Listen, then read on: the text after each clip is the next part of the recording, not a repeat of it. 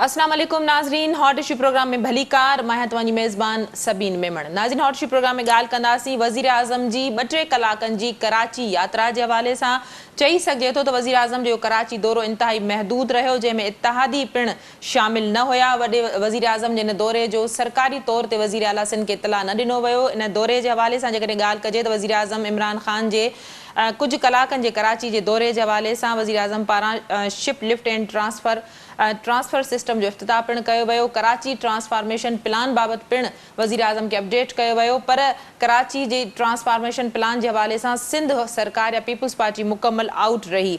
इन हवाले सां नासिर शाह जो चवणु हो त वज़ीर आज़म भले वज़ीर आला खे न घुराए, उनखे अपडेट न करे, पर वज़ीर आज़म ख़ुशि हुजे। वज़ीर आज़म कराची जे लाइ कुझु बि न करे सघियो आहे। इन ते बि ॻाल्हाईंदासीं। इन खां अलावा बिलावल भुट्टो ज़रदारी पिणु अॼु मीडिया सां ॻाल्हि ॿोल कई आहे। बिलावल भुट्टो ज़रदारी जो चवणु आहे त हुकूमत वफ़ाक़ी हुकूमत न पाण कराची जे लाइ कुझु करे थी, न वरी सिंध सरकार खे कराची जे लाइ कुझु करणु ॾिए थी। वज़ीर आज़म जे हवाले सां बिलावल भुट्टो ज़रदारी जो चवणु हो त सिंध हुकूमत ते तनक़ीद त वज़ीर आज़म या वफ़ाक़ी हुकूमत पारां कई वञे थी, पर सिंध हुकूमत महदूद वसीलनि सां गॾु कराची खां वठी कराची समेत सॼी सिंध जे लाइ पंहिंजे आधार ते कमु करे रही आहे। सिंध में तरक़ी थी रही आहे। सिंध जो अवाम वफ़ाक़ी हुकूमत जूं नाइंसाफ़ियूं पिणु ॾिसी रहियो आहे। कोशिशि कंदासीं त अॼोके प्रोग्राम में इन मौज़ू ते ॻाल्हि ॿोल करे सघूं। असांखे स्टूडियो में जंहिं महिमान जॉइन कयो आहे उनजो तारुफ़ कराईंदी हलां। पीपुल्स पार्टी सां ताल्लुक़ रखंदड़ मेंबर सिंध असेंबली एंथोनी नवी साहब, वेलकम कहती हूँ, आपने प्रोग्राम में ज्वाइन किया। Thank you. पीटीआई सां ताल्लुक़ रखंदड़ मेंबर सिंध असेंबली बिलाल गफ्फार भी असां सां गॾु आहिनि। बिलाल साहब, आपको वेलकम कहती हूँ, आपने प्रोग्राम में ज्वाइन किया। Thank you ji. एंथोनी साहब, क्या कहेंगे वज़ीर आज़म की कुछ घंटों की कराची यात्रा बड़ी मुख्तसर या इसको कहा जाए कि कराची ट्रांसफॉर्मेशन प्लान के हवाले से भी बातचीत की गई और वज़ीर आज़म ने जो है वो इफ्तिताह भी किया, लेकिन बड़ा निजी ये कराची का वज़ीर आज़म का दौरा लगता है। बहुत शुक्रिया सबीन साहब। ये वाकई बड़ा एक हैरानकुन सा दौरा होता है हमेशा से वज़ीर आज़म साहब का, और माजी की रवायात को सामने रखते हुए अभी भी वो जिस तरीके से बज़ाहिर कराची के दौरे पर आए हैं जी, लेकिन कराची की शायद सरजमीन पे उस तरीके से उनके कदम मुबारक नहीं आ सके। वो सिर्फ समुद्री हदूद तक ही रहे हैं, और अगर आए भी हैं तो बहुत ही एक मुख्तसर से वक्त के लिए, जो हमें अभी ख़बरों के से मसूल हो रहा है, इतलात मसूल हो रही हैं कि वो आए हैं शायद गवर्नर हाउस में कोई उनकी कोई हाई टी वगैरह का कोई प्रोग्राम है, वहाँ पे हाई टी उन्होंने करनी थी। ज़ाहिर है वो थक गए उधर वो जाके जो ओपनिंग की थी, तो हाई टी रखी हुई है शायद गवर्नर हाउस में, क्योंकि अगर कोई कराची की ट्रांसफॉर्मेशन प्लान होता, कराची की कोई डेवलपमेंट के हवाले से प्रोग्राम होता, या इस तरह का कोई उनके शेड्यूल में कोई चीज़ शामिल होती, तो यकीनन जो चीफ़ एग्जीक्यूटिव हैं सूबे के, उनके इल्म में भी ये बात होती, वो भी वहाँ पर मदऊ किए जाते, ताकि सूबे में जो भी तरक्याती पैकेज अगर वफाकी हुकूमत देना चाह रही थी तो चीफ एग्जीक्यूटिव को ज़ाहिर ऑन बोर्ड लेके देना था। तो इस सारे प्रोग्राम से तो यही साबित हो रहा है कि कोई कराची की डेवलपमेंट के हवाले से उनका कोई प्लान नहीं था और ना ही कोई मीटिंग थी। ये खामखा कुछ आपके शायद जैसे वो चंद जो मीडिया के दोस्त हैं उनका ये ख्याल था, ये क्यास था कि शायद कराची की डेवलपमेंट के हवाले से होगा, तो ऐसा कुछ भी नहीं था। उसके हवाले से कोई उनका प्लान नहीं था, और इसी सबब से आपके साथ और मेरे साथ जो इस वक्त प्रोग्राम है, हमारे मेरे कोलीग जो मौजूद हैं वो पार्लिमानी लीडर हैं सिंध असम्बली में, तो ज़ाहिर है अगर इस तरह का कोई होता तो ये भी वहाँ पर मौजूद होते, ये भी होते, आज हमारे साथ प्रोग्राम में ना होते। थर्ड और फोर्थ जो इसका जो पहलू है वो ये भी है कि जो इत्तेहादी जमातें हैं सिंध में और वफाक में, तो वो भी उस तकरीब में शामिल होती। हाँ। तो जाहिर है कि ये उनका एक निजी दौरा था, और चूँकि कुछ नाराज़गियाँ भी पिछले दिनों बड़ी जो हमने मीडिया के तवज्जो से पता चली थी गवर्नर साहब की, और कुछ नए जो एडवाइज़र्स आए हैं प्राइम मिनिस्टर साहब के, उनके हवाले से भी काफ़ी नाराज़गियाँ थी, तो शायद उसको शायद थोड़ा सा कूल डाउन करने के लिए वो हाई टी रखी गई। बिलाल से पूछते हैं, बिलाल साहब क्या कहेंगे, वजीर आजम का आज बड़ा मुख्तसर कराची का दौरा रहा और बड़ी मुख्तसर इसमें जो है वो गैदरिंग्स रही, सिंध हुकूमत को आगाह नहीं किया गया। नासिर शाह ने मीडिया से बातचीत करते हुए कहा कि वजीर आला सिंध को सरकारी तौर पर जो है वो इत्तला नहीं दी गई, ना ही कराची ट्रांसफॉर्मेशन प्लान के हवाले से जो इजलास था, जो आगाही, जो अपडेट वजीर आजम को दी गई, उसमें भी वजीर आला सिंध को नहीं बुलाया गया। मुझे जो एंथनी भाई ने जो बात की, मुझे उसमें से कुछ भी नहीं सुनाई। मैं बीच में बोल भी रहा था कि मुझे आवाज नहीं आ रही। अच्छा, अब आ रही है आवाज? मेरी आवाज आ रही है आप तक? आ रही है आपकी? अच्छा बिलाल साहब, मेरा आपसे सवाल था कि वजीर आजम का बड़ा मुख्तसर दौरा था, क्या इसको निजी दौरा कहा जाए? वजीर आला सिंध को सरकारी तौर पर इत्तला नहीं दी गई, ये नासिर शाह का कहना है, और ये भी कहना है कि कराची ट्रांसफॉर्मेशन प्लान के हवाले से वजीर आला सिंध को आगाह नहीं किया गया, जो अपडेट वजीर आजम को दी गई। जी बिस्मिल्लाहिर्रहमानिर्रहीम, शुक्रिया सबीन, आपने मुझे मौका दिया। असल में वजीर आला के साथ और इनकी जो टीम है उनके साथ एक मसला हो गया है। उनको जब भी प्राइम मिनिस्टर साहब कराची आते हैं तो वो वजीर आला जो है, जो नालायक के आला आजकल हुए हैं, काम तो करना नहीं, सिर्फ शिकायतें करनी है। एक रूठे हुए दामाद की तरह हमेशा वो रिएक्ट करते हैं। इनको पता होना चाहिए कि जब कभी कोई prime minister, head of state जिस सूबे में आता है तो उस सूबे की सिक्योरिटी, उस सूबे की सारी इंटेलिजेंस और जो कुछ होता है वो वजीर आला के अंडर में आती है। तो सारी जो सिक्योरिटी, पुलिस वगैरह सारी इसमें इन्वॉल्व होती है और हर इदारे को, रेलेवेंट इदारे को बता दिया जाता है। दूसरी बात जो आज आपके दौरे की बात कर रही हैं, वो उसमें बेसिकली 2 से 3 इवेंट्स थे।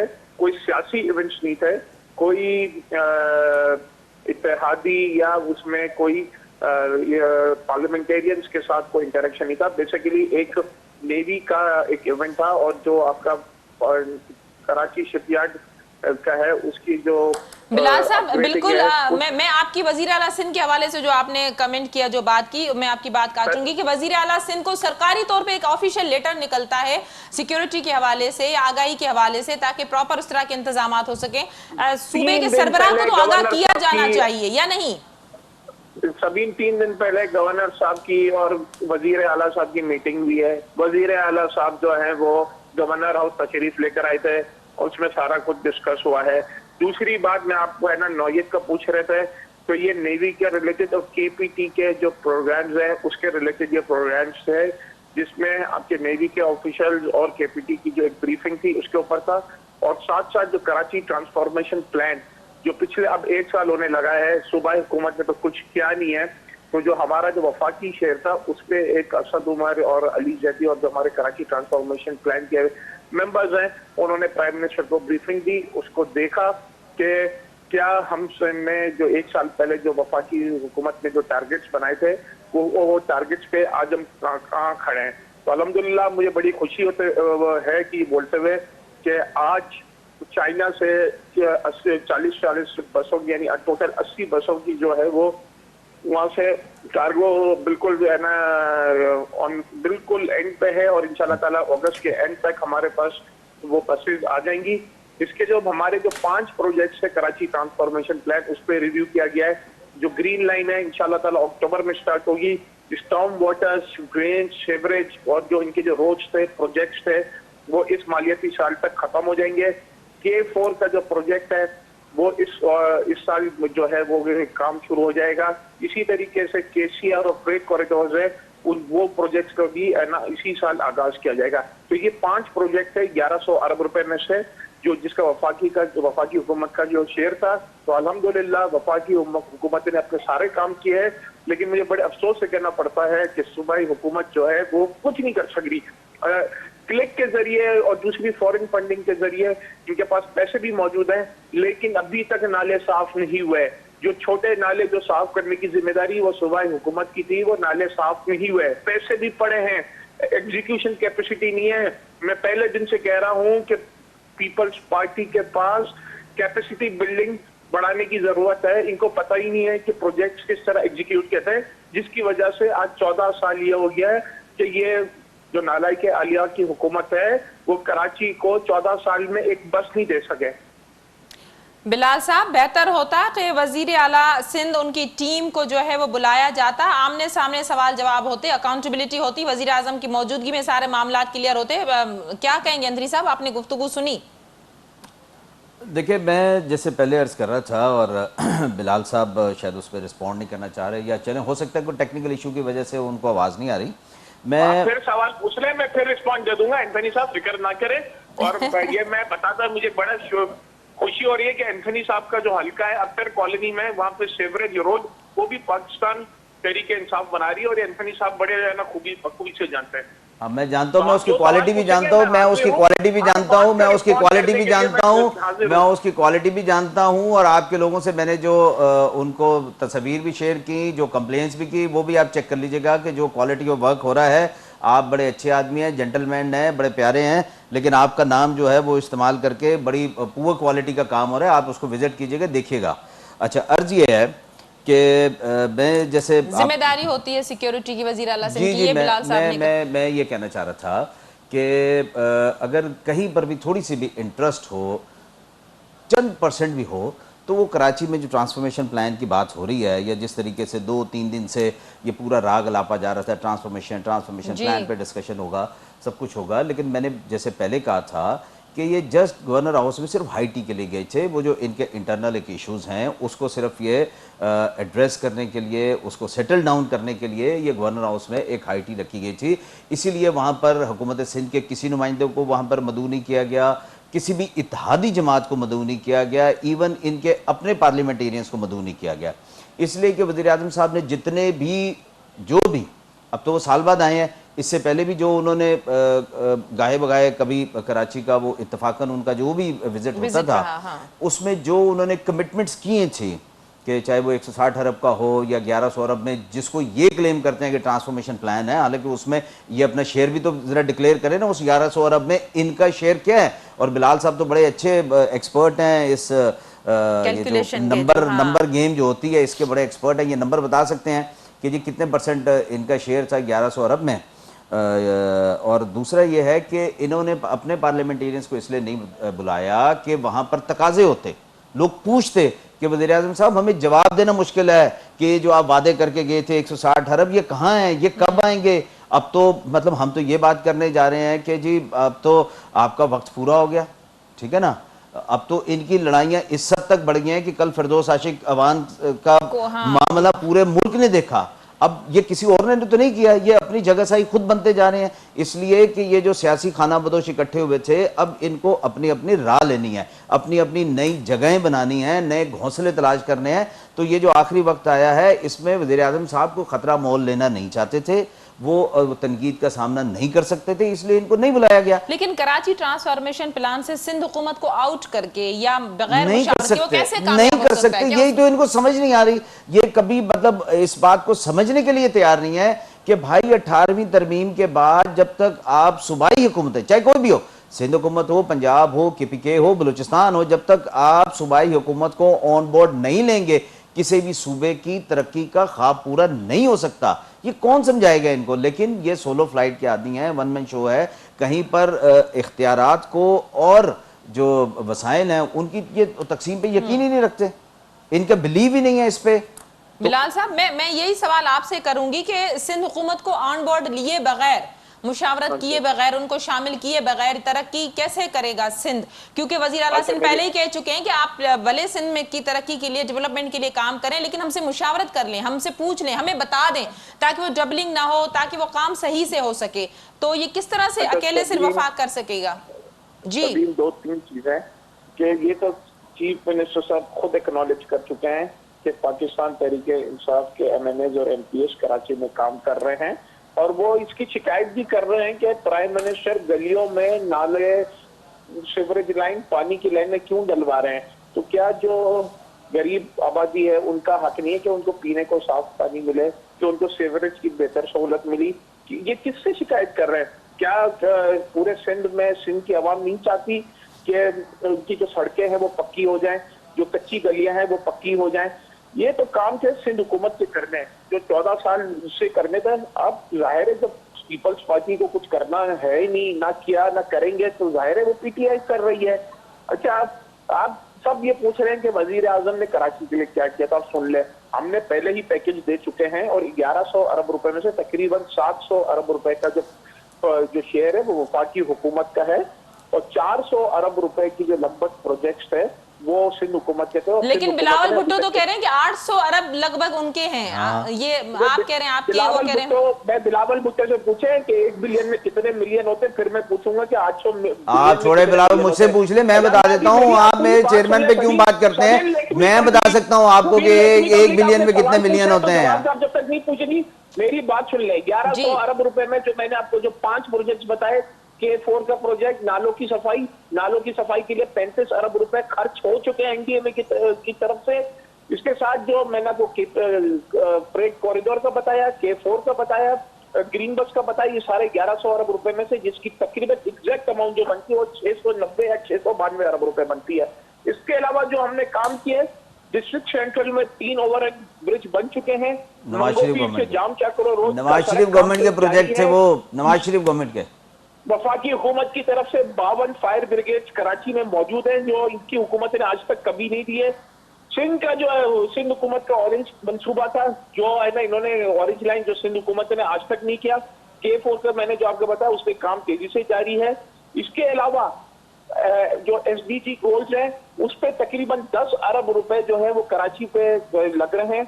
इसके अलावा सिंध का जो अगले बाकी जो अजला है, उस पे 444 अरब रुपए का अलग पैकेज दिया गया, जिसमें मोटरवेज हैं, आपके बिजली की सहूलत है, गैस की सहूलियात है। ये वो सारे प्रोजेक्ट्स हैं जो पहले अनाउंस हो चुके हैं। कचरा और सीवरेज जैसे काम जो है वो सिंध हुकूमत ने करने थे, लेकिन उन्होंने नहीं किया। सिंध हुकूमत ने एक पैसा भी नहीं खर्च किया, ना कोई नाला सफाई किया। और दूसरी बात मैं बताता हूँ कि वजीर आजम जो है, उनको बड़े ना उनको फिक्र है कराची की, क्योंकि कराची किसे वो वजीर आजम बने हैं, और जो जिनके काम करने थे सूबाई हुकूमत ने तो काम नहीं किया।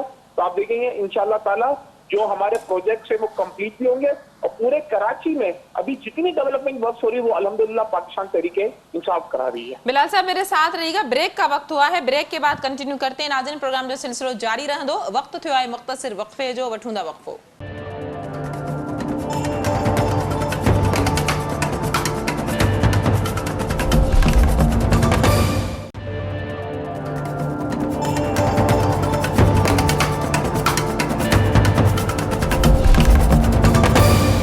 वेलकम बैक नाजरीन, प्रोग्राम के सिलसिले के अगते वधाईंदासीं। जी एंथनी साहब, ब्रेक पे जाने से पहले बिलाल साहब की गुफ्तगू आपने सुनी। मैं तो बिलाल साहब की गुफ्तगू बड़े हमेशा ही गौर से सुनता हूँ, इसलिए कि इन्होंने जितने भी प्रोजेक्ट बताए हैं, कोई एक अपनी हुकूमत का प्रोजेक्ट बता दें कराची में जो PTI की वफाकी हुकूमत ने दिया हो, कोई एक प्रोजेक्ट। ये जितने भी प्रोजेक्ट इन्होंने बताए, इतने ब्रिजेस बना दिए, इतने सब कुछ कर दिए, ये तो पिछली हुकूमतों के हैं, इनका तो अपना कुछ भी नहीं है।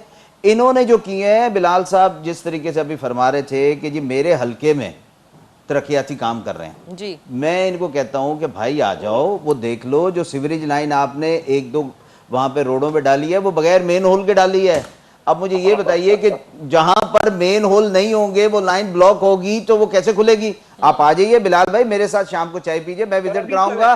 पहले भी मैं सबीन साहबा के प्रोग्राम में आपको एक आध दफा दावत दे चुका हूं, मैं दे चुका हूं दावत, मैं दोबारा दावत दे रहा हूं भाई। मैं सबीन साहबा को भी दावत देता हूं, आप दोनों मेरे अब सुन तो लो ना, अरे सुन तो लेना बिलाल भाई, सुन तो लो, सुन तो लो, बिलाल साहब, अरे सुन तो लो ना यार, सुन तो लो। खुद नाराज है कि पीपल, अच्छा सुनो तो सही। हाँ तो नाराज नहीं होंगे, नाराज होंगे जब आप सीवरेज लाइन बगैर मेन होल के डाल दोगे तो नाराज होंगे ना यार। अली जैदी साहब वहां पे MNA हैं, आप अगर वहां पे काम कर रहे हैं तो कोई एहसान नहीं कर रहे। आपने उस हल्के के लोगों का मैंडेट चुरा के MNA बनाया है, लोगों के सरों पे बिठाया है, ठीक है ना? अच्छा सुन लो, अरे भाई सुन लो यार, एक तो आपका बटन दब जाता है फौरन यार।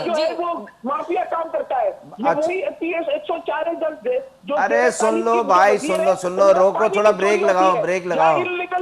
चलते हैं आपने आज ब्लड प्रेशर की टैबलेट नहीं खाई लगता है मुझे बिलाल भाई 2 मिनट सुन लो।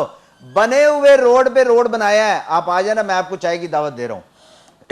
बने हुए रोड को कारपेट किया है इन्होंने। चले ना जाए, चाय की दावत, चाय की दावत मेरा भाई है, मैं इसको चाहिए ना। अच्छा, अब दूसरा मेरे चैलेंज ये बिलाल भाई असल को है। में इनकी बौखलाहट बोल रही है, इनको पता अरे है, छोड़ दो ना, आप आओ ना, मेरी इनको तो बौखलाहट को मीडिया छोड़ दो। से है ना, दे दिया मैं कह गया रहा था कि आपको हूँ पार्टी को सबीन डिफेंड साहबा करते होगी, हैं। इनकी टीम इनको पता है मैं ना, ये आप बिलाल साहब होंगे, प्राइवेट में ये लोग इनकी क्या टीम बातें होगी। करते आप हैं। आओ, मेरे तो मेहमान बनो, मैं आपको दिखा देता हूँ। बिलाल साहब, मैं बिलावल भुट्टो जरदारी के जो आज प्रेस कॉन्फ्रेंस उन्होंने की है, जो मीडिया से बातचीत की है, उसके हवाले से पूछना चाहूंगी। मैं बिलावल भुट्टो साहब जरदारी से एक कह रहे हैं सवाल कि पूछना वफाकी चाहता हूँ, हुकूमत आपके कराची। मेरी अच्छा, कोई जी। एक प्रोजेक्ट तो बताएं कराची का मैं जो आपकी बिलावल भुट्टो हुकूमत साहब ने से किया सवाल है। पूछना चाहता हूँ अरे कोई कि एक वो प्रोजेक्ट अपने तो बताओ वालिद बिलाल साहब से भाई। पूछे कि उनके पास अरबों खरबों रुपए की जायदाद कैसे आई। बिलाल आज भाई, कोई एक भुट्टो प्रोजेक्ट तो बताओ जो अरबों आपकी खरबों की वफाकी हुकूमत जायदाद ने के किया मालिक कराची है, के उनके लिए। पास ये पैसा कहां से आया। सवाए कराची के लोगों का मैंडेट चोरी करके लाहौर से ज्यादा एमएनए बनाने के अलावा कोई प्रोजेक्ट नहीं है कराची में आपका। वो कहते हैं मैं तो जिस तरह इनके चेयरमैन जो है वो फेक बिल पर है, इसी तरीके से फेक अकाउंट्स, इसी तरीके से मनी लॉन्ड्रिंग, इसी तरीके से आपके सिलाई मशीन, इसी तरीके से सिलाई पेंशन फंड के मशीन। केसेस, बोलो इसी ना, तरीके सिलाई से मशीन में सोलर बोलो ना एनर्जी यार, के, कुछ जरूरत तो सोलर पैदा एनर्जी के करो सब्सिडी के केसेस भाई, इसी ट्रैक्टर तरीके के से रिंग केसेस, रोड। छोड़ो, ऐसी बातें नहीं करो। लैंड स्कैम के, इनके कोऑपरेटिव सोसाइटी के केसेस, ये सारा जो है, ये जो माफिया है, इंशाल्लाह ताला इस माफिया से तो हम सिंध में ओ भाई, पाकिस्तान पहले तहरीके अपने इंसाफ घर बिलाल को साहब, ऑर्डर में बिलाल करो, साहब, घर को छुड़वाएगी। ऑर्डर में करो। पहले चीनी चोरों का बताओ, आटा चोरों का बताओ, रिंग रोड पे गरीब अवाम का अरबों रुपए खाने का बताओ, बिलियन बिलियन, ये जो सुनामी ट्री था इसका जवाब दो। पहले घर को तो सही करो। आपके तो घर में जो है ना, आपकी भाजी जो है ना, वो सिलाई मशीनों से डॉलर बना बना के दे रही है। अब पहले उसका बताओ, छोड़ो, बिलाल साहब, ये बड़ा पुराना हो गया है बहुत बहुत। ज्यादा। अरे ये मंजर नहीं दिखेगा अभी। ये आप जो तब्दीली, जो असल तब्दीली है ना, वो कल के बाद पीटीआई का ये जो हाल हुआ है, ये बलूचिस्तान में जिस तरीके से लोगों ने पहचाना है कि असल कौन सी जमात है जो इस मुल्क की खिदमत कर सकती है, ये अपने सेंसिस आवाज खो चुके हुए हैं, ये खवा चुके हैं। बिलाल साहब, एक्सपेक्टेशंस होती हैं बहुत ज्यादा अगर वजीर आजम किसी सूबे का दौरा करते हैं। अल्हम्दुलिल्लाह पूरे पाकिस्तान की वाहिद उम्मीद की किरण वो इमरान खान है, और सिर्फ जो उम्मीदें हैं वो इमरान खान से है, क्योंकि अब आवाम जान चुकी है, आवाम बादशाह हो चुकी है कि जो करप्शन, नाहल और ये जो 70 साल में जो ये पाकिस्तान का हाल हुआ है, ये इसमें पहले अपने घर को तो सही करो। पीटीआई अपने घर को सही करे यार। अपनी एनआरओ ओ पर भाई, बिलाल पीटीआई साहब, अपने घर को सही करे पहले। आप कह रहे बिलाल साहब, आप कह रहे करप्शन अपने है, घर को सही करें पहले।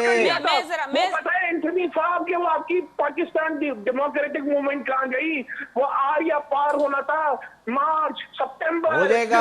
हमने हमारे चेयरमैन मुतवातर अब इस मुल्क के लोगों को खुशखबरी देने दे रहे हैं कि ये इलेक्शन किसी भी वक्त खत्म हो सकता है, ये हुकूमत किसी भी वक्त घर जा रही है। आपके जज्बात को मैं समझ सकता हूँ, आपके जज्बात को समझ सकता हूँ। बिलाल साहब, मेरा एक सवाल, आपकी जो गिरती हुई तबीयत का जो हाल है ना, वो भी मैं समझ रहा हूँ कि जो हाल हो रहा है आपका। बिलाल साहब, मैं सवाल, ये जो आजकल मेरे भाई को ब्लड प्रेशर रहता है ना, मैं समझ रहा हूँ कि क्या मसला है। बिलाल साहब से सवाल करना चाहता हूँ। बिलाल साहब, क्या कहेंगे? बिलावल भुट्टो जरदारी कह रहे हैं कि वफाकी हुकूमत महदूद न खुद काम कर रही है सिंध में, न हमें करने दे रही है, जबकि सूबाई हुकूमत पीपल्स पार्टी महदूद वसाइल के साथ कराची समेत पूरी सिंध के इलाकों में काम कर रही है।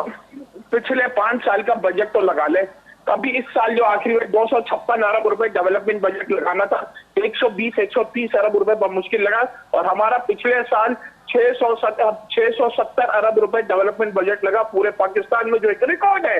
और अब इंशाल्लाह ताला इस साल 900 अरब रुपए लगने जा रहा है। इनके पास तो कैपेसिटी ही नहीं है बजट लगने के लिए, और फिर कहते हैं एनएफसी, और भाई पीएफसी कर लो या ना।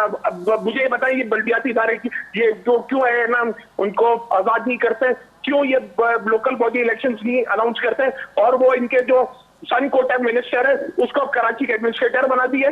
सिंध हुकूमत वो वाहिद हुकूमत है, या सिंध वो वाहिद सूबा है कि जिसने अपने जो बल्दियाती इदारे सूबे में मौजूद थे, जो 2015 के इलेक्शन के बाद जो है वो अमल पजीर हुए थे जी, जो उनकी आईनी मुद्दत बनती थी उसको मुकम्मल होने दिया। पंजाब में इनकी हुकूमत आई, दूसरे सूबों में इनकी हुकूमत आई। मुझे बताइए कि सिंध जैसी मिसाल आपको कहाँ मिलती है कि चाहते और ना चाहते हुए भी, क्योंकि हमारा उन सियासी जमातों से ज़ाहिर एक सियासी इख्तलाफ था, लेकिन उसके बावजूद भी उनको जो आईनी मुद्दत थी वो पूरी होने दी गई, ताकि जैसा भी एक वो जमहूरी अमल था, लोगों के वोट से वो आई हुई थी एक बल्दियाती हुकूमत है, हमने तो मतलब हमेशा प्रमोट किया है, और जो इख्तियारात की निचली सतह पर मुंतकिली को हमने हमेशा प्रमोट किया है, इंडोर्स किया है, स्ट्रेंथन किया है।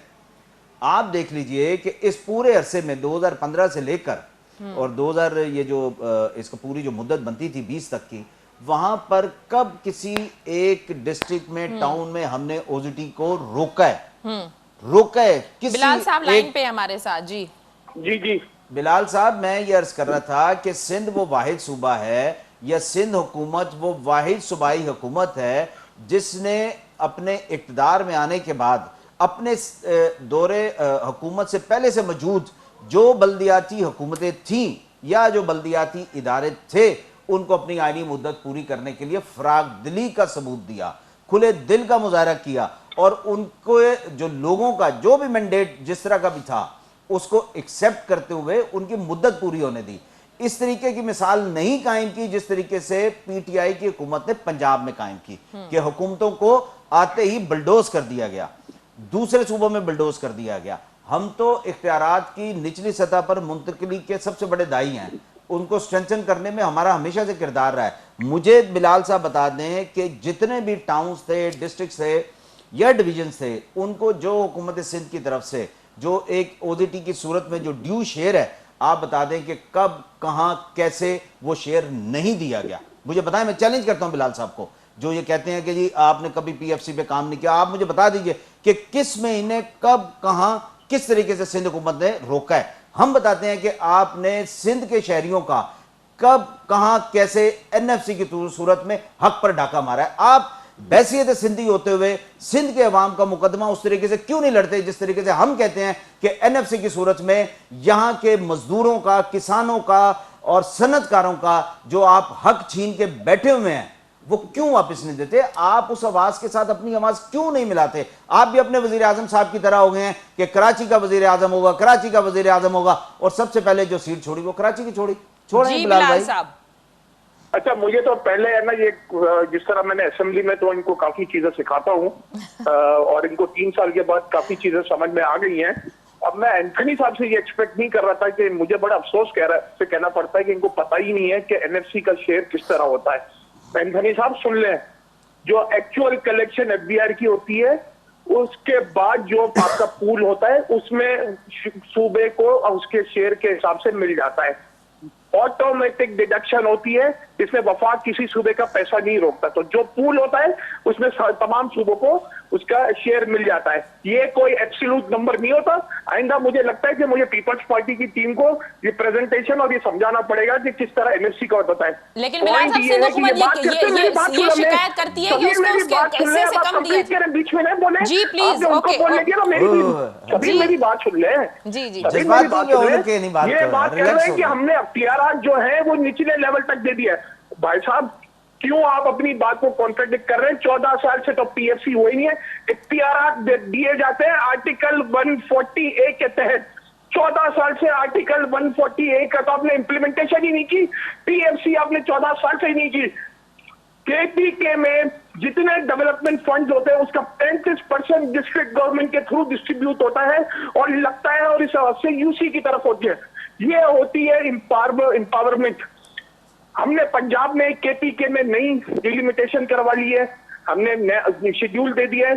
कोविड की वजह से इलेक्शन उधर डिले हुए। मुझे बताएं ना, ये सिंध में लोकल बॉडीज इलेक्शन का शेड्यूल क्यों नहीं दे रहे?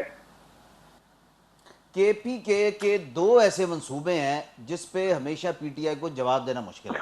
ये सबसे ज्यादा मिसालें केपीके की देते हैं। केपीके में हमने ये कर दिया, केपीके ये बिलियन ट्री केपीके, अच्छा अजीम मंसूबा बीआरटी केपीके। अच्छा फिर ये मुझे बताएं, ये अभी पिछले दिनों ये जो एबटाबाद डूबा है जी, ये क्या सिंध में था? ये सिंध में था एबटाबाद? अब इतना ज्यादा इन्होंने वहां पे डेवलपमेंट कर दी, इतनी डेवलपमेंट कर दी कि पूरा एरिया डूब गया। इनका PS 104 डूब गया, आजम बस्ती डूब गई, मंजूर कॉलोनी डूब गई, अख्तर कॉलोनी डूब गई। डूबी भाई? और मैं उधर खड़े होकर ना वहां पे कहाँ डूबी? कराची में तो इस्तीफा इतनी कहाँ डूबी? वो देखिए अब इनकी ये आदत देखिए कि झूठ इतना बोलोगे सच लगे। इन्होंने लॉकडाउन कर ओ दिया भाई आपके तो इस दफा ये ख्वाब रह गए, इस दफा तो आपके ख्वाब रह गए कि कराची में बरसात हो और मैं नालों पे खड़ा होकर वीडियो बनाऊं। तो भाई कहीं अच्छे साफ सुथरे रोड पे खड़े होकर वीडियो बना लिया करो, कचरा कुंडी से हट के वीडियो बना लिया करो। बिलाल भाई अपनी जात के अंदर थोड़ी पॉजिटिविटी पैदा करें, थोड़ा सा आगे बढ़े। आप समझदार आदमी हैं, पढ़े लिखे आदमी हैं, इतनी नेगेटिविटी अच्छी नहीं होती। आपकी सेहत खराब हो रही है इस नेगेटिविटी की वजह से, ब्लड प्रेशर आपका ठीक नहीं रहता। मेरा भाइयों जैसा मशवरा है, थोड़ा अपने अंदर पॉजिटिविटी पैदा करें, आपकी हेल्थ के लिए अच्छा होगा। चले बिलाल साहब को लगता है कि गुस्सा आ गया हमारी बात का। क्या कहेंगे अगर ये जो डेवलपमेंट हो रही है, जो तरक्की के हवाले से वफाकी हुकूमत दावे कर रही है कि भाई हम सिंध में प्रोजेक्ट शुरू कर रहे हैं, हम सिंध को तरक्की दिलवाएंगे, सूबाई हुकूमत ने 13 सालों में कुछ नहीं किया, तो किस तरह से डेवलपमेंट हो सकेगी? क्योंकि हम शुरू से आखिर तक यही डिस्कस कर रहे हैं कि अगर आप सूबाई हुकूमत को ऑन बोर्ड नहीं लेते, 18वीं तरमीम की बात करते हैं कि मुख्तलिफ जो महकमे हैं वो सूबाई हुकूमत के अंडर हैं, तो फिर ये जो प्लानिंग की जाती है, जो मनसूबे शुरू किए जाते हैं, वो किस तरह से पाया तकमील तक पहुंचेंगे? सलीम साहब, ये मैं समझता हूँ कि सिंध के जो अवाम है उनको सिर्फ एक मिसलीड करने के लिए और सिर्फ मीडिया, सोशल मीडिया और इनके ये जिस तरीके से अभी बिलाल साहब झूठ बोल रहे थे कि जी कराची में बरसात हुई और डूब गया, इस दफा तो बरसात ही नहीं, मतलब झूठ अभी हुई नहीं है बरसात, अभी हुई नहीं है बरसात, नहीं कह रहे हैं जी डूब गया डूब गया डूब गया। अंदाजा कर लीजिए, आपने चंद मिनट पहले देख लिया कि ये किस तरह झूठ का सहारा लेके लोगों को मिसलीड करते हैं। अर्ज ये है कि इनकी ये ख्वाहिश रही है 2018 से लेकर अब तक कि हम सिंध को फतह कर। ओ भाई सिंध पाकिस्तान का हिस्सा है, एक अहम तरीन सूबा है, आप किसको फतह करने की बात कर रहे हो? आप ये क्यों नहीं कहते कि हम सिंध के अवाम का दिल जीतना चाहते हैं अपनी खिदमत के जरिए, कामों के जरिए? फतह करने वाली कौन सी बात है? अजीब मतलब ये मेंटालिटी है।